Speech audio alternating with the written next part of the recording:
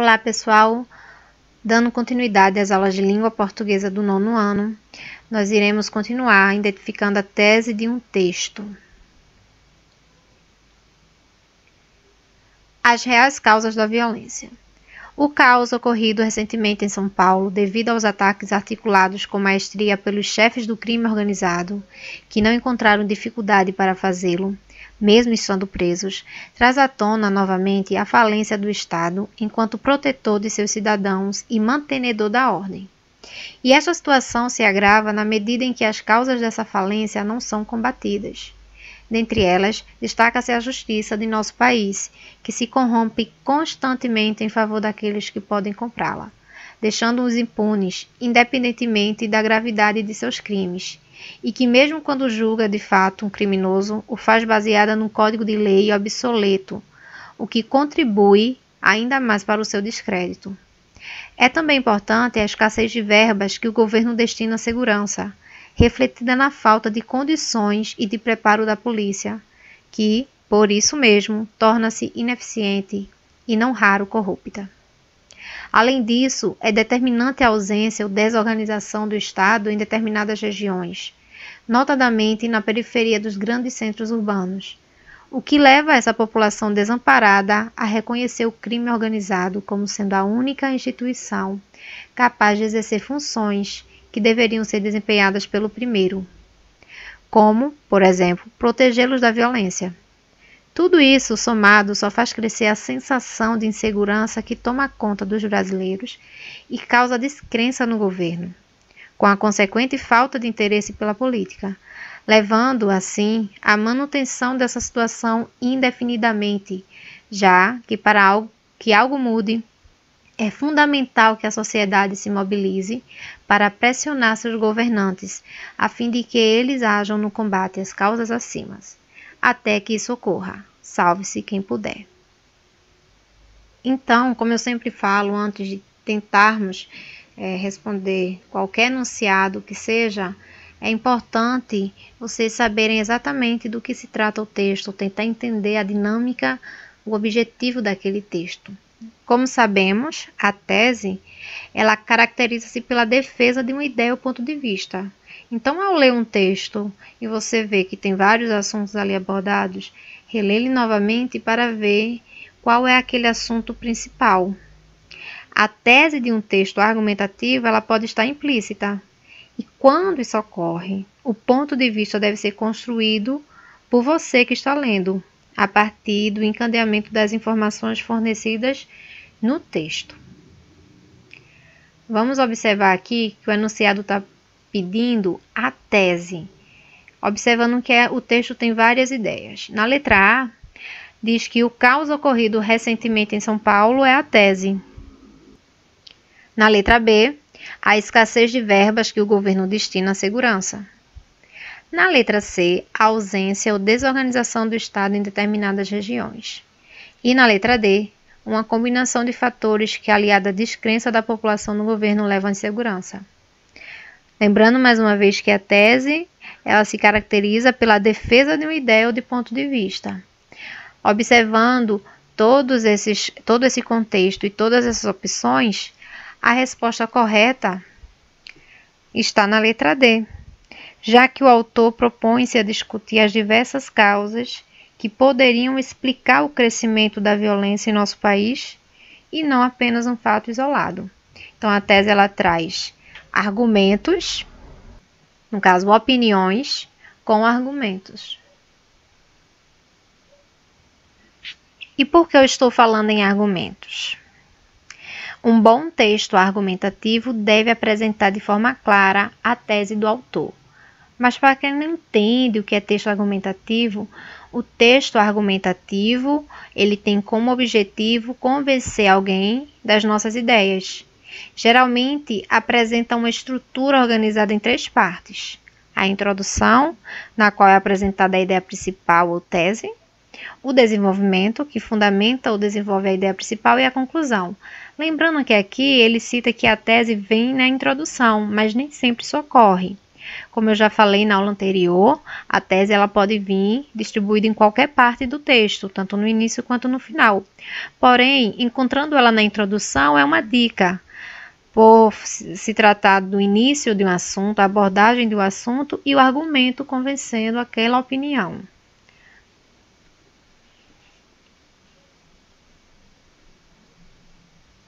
Veremos agora nesse texto qual é a ideia defendida. Onde está a tese? A leitura auxilia o desenvolvimento da escrita, pois lendo, o indivíduo tem contato com o modelo de textos bem redigidos que ao longo do tempo farão parte de sua bagagem linguística, e também porque entrará em contato com vários pontos de vista de intelectuais diversos, ampliando dessa forma o seu ponto de vista em relação aos assuntos. Como a produção escrita se baseia praticamente na exposição de ideias por meio de palavras, certamente aquele que lê desenvolverá sua habilidade devido ao enriquecimento linguístico adquirido através da leitura de bons autores. Então, nesse texto, eu posso provar que existe as etapas, existe uma introdução, existe um desenvolvimento ali, onde estão os argumentos e existe a conclusão. Como é que eu posso ver isso e assim encontrar a tese, a ideia defendida? Primeiro, a gente observa que no início do texto, ele diz: a leitura auxilia o desenvolvimento da escrita. Essa leitura auxilia o desenvolvimento da escrita seria, no caso, a minha ideia defendida. Ele já aparece aí logo de início. Lendo, o indivíduo tem contato com modelos de textos bem redigidos que ao longo do tempo farão parte de sua bagagem linguística e também porque entrará em contato com vários pontos de vista de intelectuais diversos. Eu poderia falar que o autor está defendendo o seu ponto de vista com argumentos. Então, é uma ideia, uma dica, né? A tese, ou seja, a minha ideia defendida, ela vem seguida de argumentos, que podem ser convincentes ou não, dependendo da pessoa que assim o faz. E, por fim, ele comprova a sua tese. E veja que a ideia da tese ela é recuperada quando ele fala que aquele que lê desenvolverá sua habilidade devido ao enriquecimento linguístico adquirido através da leitura de bons autores. Observe como o texto dissertativo tem por objetivo expressar um determinado ponto de vista em relação a um assunto qualquer, tentando convencer o leitor, aquele que lê, de que este ponto de vista está correto. Então, poderíamos afirmar que o texto dissertativo é um exercício de cidadania. Nele você consegue exercer um papel de cidadão, questionando valores, reivindicando algo, expondo o ponto de vista. Então a questão é ter prática e paciência também para ler um texto dissertativo, que na maioria das vezes são bem maiores do que eu estou apresentando aqui. Agora nós iremos resolver algumas questões, que são questões da aula anterior.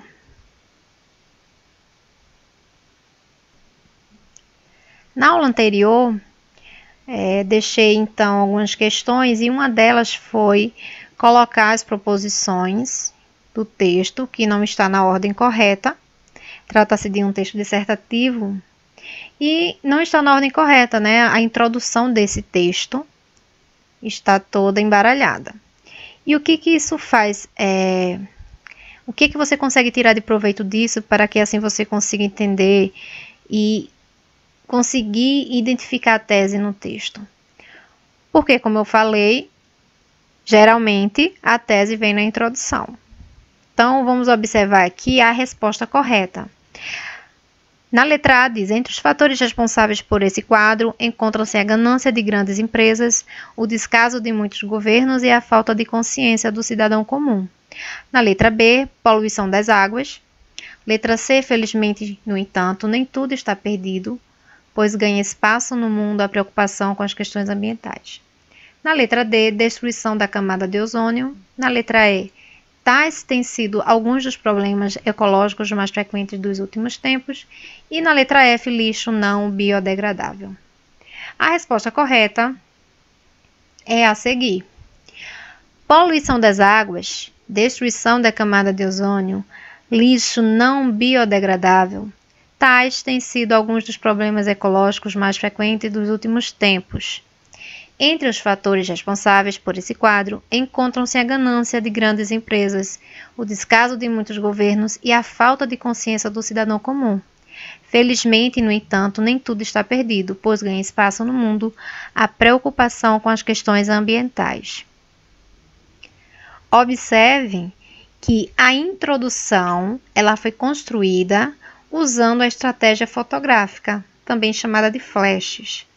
Obviamente, a ordem do gabarito, nesse caso, pode ser alterada. O último período constitui a tese, ou seja, o posicionamento que será defendido ao longo do texto. E apesar de simples, o parágrafo acima ele cumpre com as duas funções básicas de uma introdução. Ou seja, ele fala sobre o tema e mostra a sua opinião, no caso, a tese. E o outro exercício foi esse daqui. Eu era uma criança que vivia na cidade, no meio daquela confusão de vidas, naquela selva sufocante, do salve-se quem puder. Tinha o costume de ir passar as férias da escola numa aldeia, da qual eram naturais os meus pais e onde ainda viviam os meus avós. Uma aldeia típica do Portugal profundo, onde o sossego é feito de pedra e casas pequenas, onde o ritmo alucinante da cidade é esquecido para dar lugar a uma serenidade possante e onde os segundos são perdidos por entre um bom dia, a vizinha que se prolonga numa interminável conversa sobre os alfaces e os repolhos da horta. A tese defendida pelo texto encontramos em qual trecho do texto? Letra A. A vida no meio ambiente deve ser preservada. Letra B. As lembranças de uma infância por uma criança. Letra C. Os hábitos e influências deixados por Portugal. Ou letra D. Os valores da simplicidade da vida no campo contrapondo com a vida da cidade. A resposta correta será a letra D. É bom vocês entenderem que para se chegar até a tese é muito importante vocês entenderem o texto no todo. O contexto do texto, o que ele traz, vocês fazerem uma interpretação, para que então vocês possam colocar os pontos, ligar uma palavra a outra, para que vocês não possam se perder, já que num texto pode estar falando de várias coisas ao mesmo tempo. Ok?